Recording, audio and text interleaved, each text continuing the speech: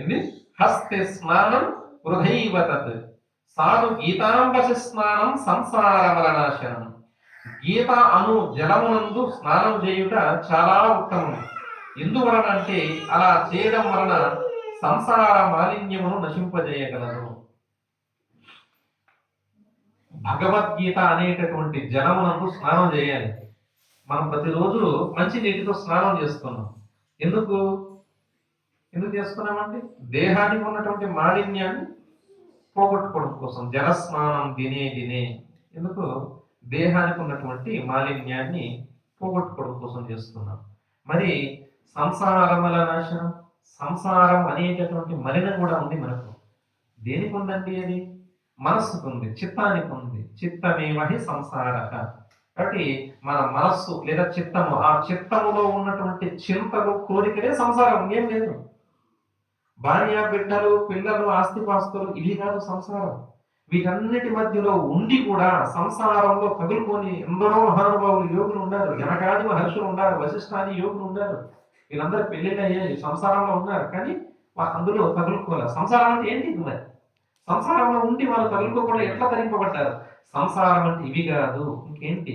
భార్య, బిడ్డలు, ఆస్తిపాస్తులు ఇవి కాదు సంసారం అంటే. మరి ఏంటి స్వామి? ఇదిగో ఇప్పుడు చెప్పాను కదా, భార్య, బిడ్డలు, ఆస్తి పాస్తులు ఏవైతే ఉన్నాయో వీటన్నిటి గురించి చింతన, కోరిక ఏదైతే ఉందో, సంకల్పాలు ఏవైనా, అది సంసారం, ఇంకేం లేదు. సంసారంలో నువ్వు ఉంటే తప్పు లేదు. నీలో సంసారం ఉండకూడదు.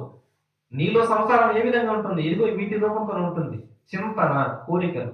వీడేమైపోతాడు, ఇదేమైపోతుందో, ధనం ఏమైపోతుందో, ఆస్తి ఏమైపోతుందో, ఈ చింతనలో కోరికలే సంసారం. అంతేగాని భార్య బిడ్డల సంసారం కాదు. అందుకే మనిషిని బంధించే సంసారం కాదు, అజ్ఞానం బంధిస్తుంది.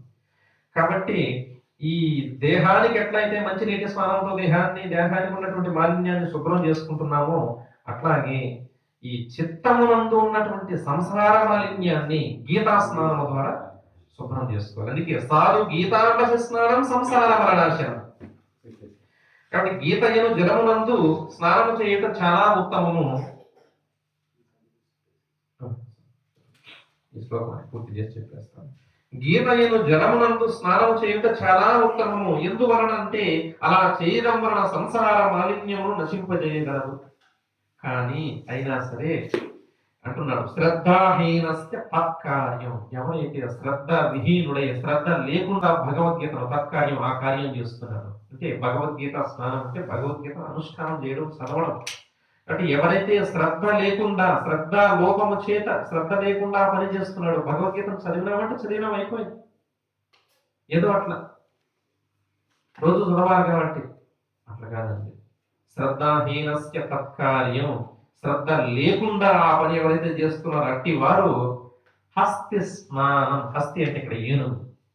హస్తి స్నానం వృధైవ తత్.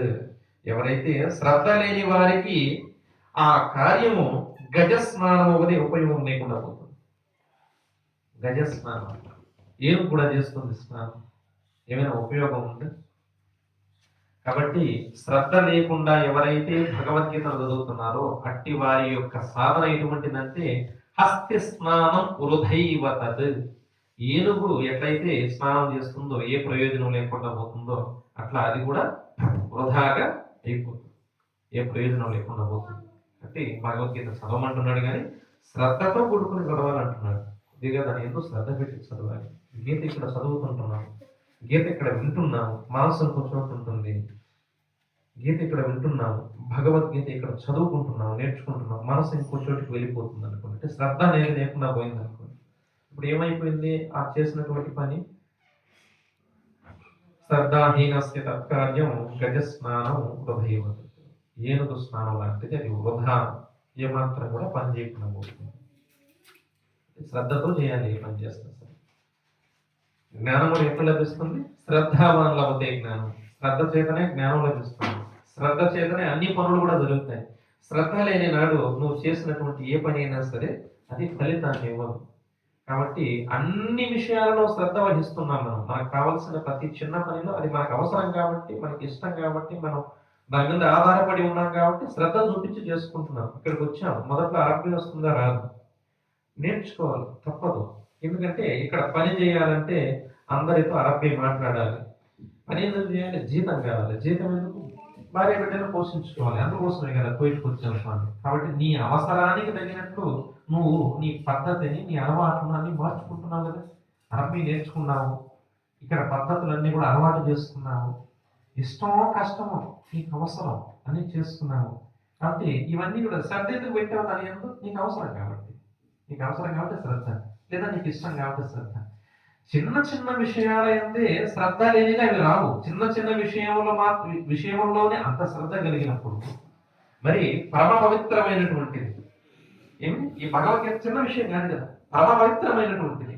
ఇంత ఉత్కృష్టమైనటువంటి శాస్త్రాన్ని ముందర పెట్టుకున్నప్పుడు ఇంకెంత శ్రద్ధతో కూర్చోవాలి నువ్వు, ఇంకెంత శ్రద్ధ కావాలి. కాబట్టి గుడిలోకి రాగానే వ్యాసంగాలు, సంసారము, వ్యవహారం అంతా కూడా గణపతి కవతాన్ని వదిలేసి కూర్చోవాలి. గణపతి కవతాన్ని వదిలేసి కూర్చోవాలి. అలా కూర్చొని చేయగలిగిన నాడు ఇది సిద్ధిస్తుంది. ఎక్కడవుతుంది స్వామి? సంసారం లేదా, మాకు వ్యవహారాలు లేవా, వ్యాసంగాలు లేవా, అన్నీ వదిలేసి వచ్చి కూర్చోమంటారు గృహస్థులు. ఇది వీలయ్యకపోతే వీలవుతుంది. శుక్రవారం ఒక అరగంట, ఒక గంట వీలవుతుందా? పోనీ ఎవరికైనా వీలైందా? ఏంటి? ఎవరికైనా ఎంతో మంది ఉన్నారు. రామతీర్థుల వారు ఉన్నారు. రామతీర్థుల వారు ఉత్తర భారతదేశంలో భగవద్గీతలో ప్రవచనం చేసుకున్నాడు మహానుభావుడు రామతీర్థులు. జగద్గురు ఆయన వచ్చి కూర్చొని ప్రవచనం చేస్తున్నాడు. జరుగుతుంది ప్రవచనం. జరుగుతుంటే మధ్యలో ఒక వ్యక్తి వచ్చాడు. ఏదో ఒక చీటీ ఇచ్చాడు, చిన్న కాగితం ముక్క ఇచ్చాడు. ఆయనకు ఏదో సందేశం, నాకు ఏదో న్యూస్ ఉంది, వార్త ఉంది ఇచ్చాడు. ఈయన ఏం చేశాడు? ఇది డిస్టర్బ్ చేయకూడదని ఒక పేపర్ ఇచ్చిపోయాడు, ఒక స్లిప్ చూసుకున్నాడు. దాన్ని ఆ స్లిప్ని ఒక సెకండ్ అట్లా చూసుకున్నాడు, పక్కన పెట్టేశాడు. మళ్ళీ భగవద్గీత కంటిన్యూ చేస్తాడు. ప్రవచనం అయిపోయింది. అయిపోయిన తర్వాత అంతా అయిపోయి సభ నుండి దిగిన తర్వాత ఒక వ్యక్తి వచ్చాడు. స్వామి, మీ చేతికి ఏదో స్లిప్ ఇచ్చారు, ఏముంది దాంట్లో? ఏదో ఇట్లా చూశారు, ఏదైనా ముఖ్యమైనటువంటి విషయం ఉంటే తప్ప సభా మధ్యలో ప్రవచనం జరుగుతుండగా మీ చేతికి అది ఇవ్వరు కదా, మరి అందులో ఏముంది స్వామి అని చెప్పి వినయంగా అడిగారు పాపం. ఎందుకంటే ఆప్త శిష్యులు కొంతమంది ఉంటారు, మంచి చెడు గురువు గురించి పట్టించుకుంటుంటారు. అడిగితే గురువు ఆయన అన్నాడు రామతీర్థులు, ఏమి లేదు ఆయన, అందులో నా ఒక్కగానొక్క పుత్రుడు మృత్యు వాత పడ్డాడు, అంటే చనిపోయాడని వార్త ఉందంటే. ఇంత ఇంత విషయాన్ని, ఇంత పెద్ద విషయాన్ని అంత సులభంగా చులకనగా మీరు చెప్తున్నారు. ఈ విషయాన్ని విని కూడా మీరు వెళ్ళిపోకుండా ఇక్కడే కూర్చొని ఉపన్యాసం చెప్తాను, ఎట్లా సాధ్యం స్వామి, మాకు అర్థం కాలేదని చెప్పి అందరూ బాధపడ్డారండి. ఆయన నలుగురిని పిలిచి ఒక మాట అడిగాడు, ఎవరైనా నీ దగ్గరకు వచ్చి మంచు గడ్డ చల్లగా ఉంది అని చెబితే నువ్వు ఆశ్చర్యపోతావా? మంచు గడ్డ చల్లగా ఉంది అని ఎవరైనా నీతో అంటే నువ్వు ఆశ్చర్యపోతావా? దాన్ని పెద్దగా పట్టించుకుంటావా? లేదు కదా. ఎందుకు? దాని లక్షణం అది చల్లగానే ఉంటుంది, దాని సహజ సిద్ధ లక్షణం అది. అలాగే ఎవరైనా నీ దగ్గరికి వచ్చి అగ్గి వేడిగా ఉంది, కాలుతుందంటే ఆశ్చర్యపడతావు. మనం ఎందుకంటే దాని సహజ గుణం అది, దాని గుణం అది కాలడం, వేడిగా ఉండడం. కాబట్టి ఇవి ఎంత సహజంగా ఉన్నాయో, దాని సహజ గుణం ఎట్లో, అగ్ని వేడిగా ఉండడం దాని సహజ గుణం ఎట్లో, మంచు చల్లగా ఉండడం దాని సహజ గుణం ఎట్లో, శీర్యతి శరీర, క్షీణించిపోయేది, నశించిపోయేది ఏదో అది శరీరం అని శాస్త్రం చెప్పింది. కాబట్టి శరీరం యొక్క ధర్మం ఏమిటి? పడిపోవడం, నశించిపోవడం. ఏ రోజైనా పడిపోతుంది. దహ్యమానమగుట చేత దేహం దహింపబడుతుంది, కాల్చబడుతుంది కనుక దహ్యమానమవుతుంది కనుక దేహం అని దాని పేరు. అది కాలిపోతుంది, పడిపోతుంది, అది దాని లక్షణం. ఇప్పుడు అగ్ని వేడిగా ఉండడం ఎట్లా సహజమో, మంచు చల్లగా ఉండడం ఎట్లా సహజమో, శరీరం పడిపోవడం అట్లే సహజం. దాన్ని మాత్రం సహజంగా చూసి దీన్ని మాత్రం వింతగా చూసి ఏడ్చి మొత్తుకునేటటువంటి తత్వం కాదు నాదే అన్న. అట్లా అయితే నేను ప్రవచనం చెప్పడం ఎందుకు అన్న. అయిపోయింది. నాకు తెలుసుకున్న సారం అని దాన్ని తెలుసుకోవడం కోసం మనం అందరం వచ్చి కూర్చున్నాం అంటే. అంతకు మించి ఇంకేమైంది? అది శ్రద్ధ అండి. అదేనండి గృహస్థులే మనం ఉంటాం కదా, బాధ్యతలు ఉంటాయి. ఒక రాజు, ఒక దేశాన్ని పరిపాలించేటటువంటి రాజుకు ఉన్నటువంటి బాధ్యతలు ఉంటాయి మనకు. గృహస్థలం అంటే ఒక ఇంటికి సంబంధించిన బాధ్యతలు ఉంటాయి, బిడ్డలకు సంబంధించిన బాధ్యతలు. ఒక రాజు అంటే దేశానికి మొత్తానికి మన కుటుంబానికి మాత్రమే మనం యజమాని, కుటుంబానికి సంబంధించిన బాధ్యతలే మనకు ఉంటాయి. అదే రాజు అంటే ఏమి? రాజా రాష్ట్రకృతం పుణ్యం రాష్ట్రకృతం పాపం అంటుంది శాస్త్రం. రాజ్యంలో చేసే ప్రజలందరూ చేసేటటువంటి పాపానికి పుణ్యానికి బాధ్యులు రాజే.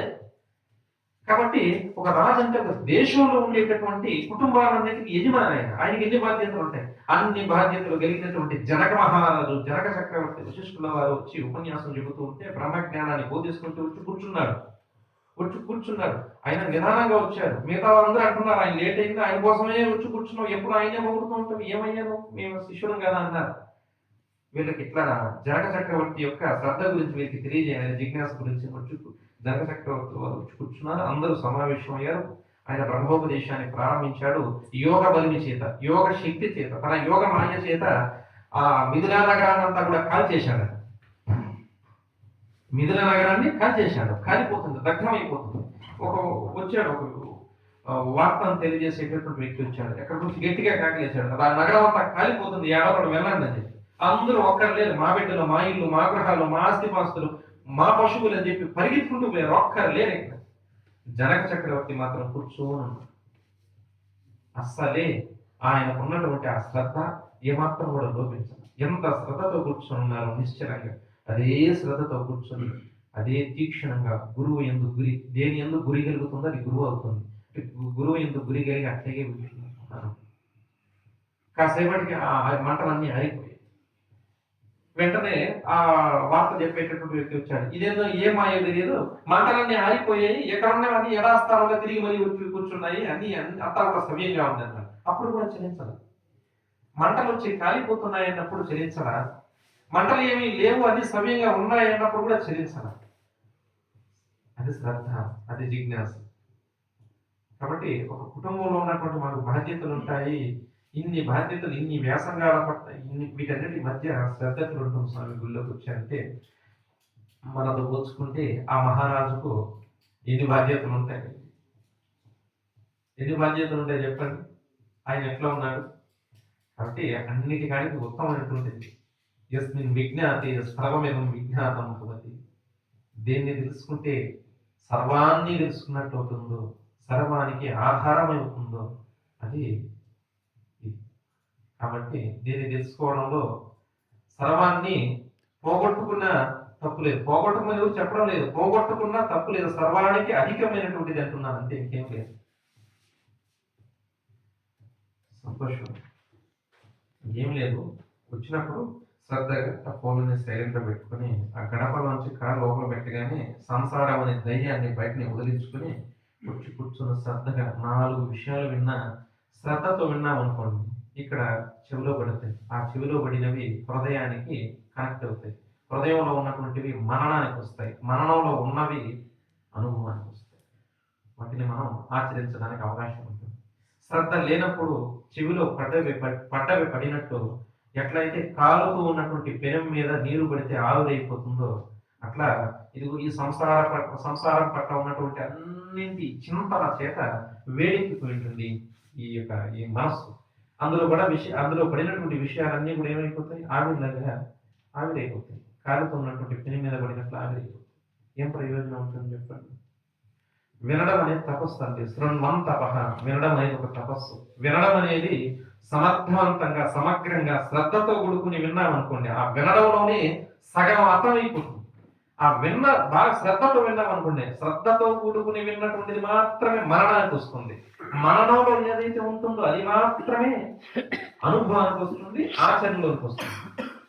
అంటే ఫస్ట్ బీజం ఎక్కడ పడింది? వినడమే. ఆ వినడం బాగింటే అన్నీ అయిపోయింది. అందుకే అంటారు పెద్దలు, తిరిగితే తిప్పలు కూర్చుంటే కుప్పలు సామెత. కానీ అందులో ఉన్నటువంటి అంతరార్థం చాలా గొప్ప. తిరిగితే తిప్పలు కూర్చుంటే కుప్పలు అంటే మనస్సును నిశ్చలంగా ఈ బ్రహ్మజ్ఞానం నందు ప్రవేశపెట్టాలి. అంటే శ్రద్ధతో కూడుకుని వినాలి. సంతోషమైన వాళ్ళకి చాలు. రేపటి శుక్రవారం ఈ విధంగానే భగవద్గీత యొక్క మహత్యాన్ని ఇంకాస్త తెలియజేస్తాను. ఇవాళ అనే సుగంధిం పుష్టివర్ధనం ఉర్వారుకమివ బంధనాన్ మృత్యోర్ముక్షీయమామృతాత్. ఓం सहनाववतु सहनौ भुनक्तु सह वीर्यं करवावहै तेजस्विनावधीतमस्तु मा विद्विषावहै। ॐ पूर्णमदः पूर्णमिदं पूर्णात् पूर्णमुदच्यते पूर्णस्य पूर्णमादाय पूर्णमेवावशिष्यते। ॐ सर्वेषां स्वस्तिर्भवतु। ॐ सर्वेषां शान्तिर्भवतु। ॐ सर्वेषां पूर्णं भवतु। ॐ शान्तिः शान्तिः शान्तिः। ఈ గీతా మహత్యాన్ని విన్నటువంటి ప్రతి ఒక్కరు కూడా అందరికీ ఆ శ్రీకృష్ణ పరమాత్మ యొక్క అవ్యాజనీయమైనటువంటి కృపా కరుణా కటాక్ష వీక్షణములు సిద్ధించాలని మనస్ఫూర్తిగా కోరుకుంటున్నాను.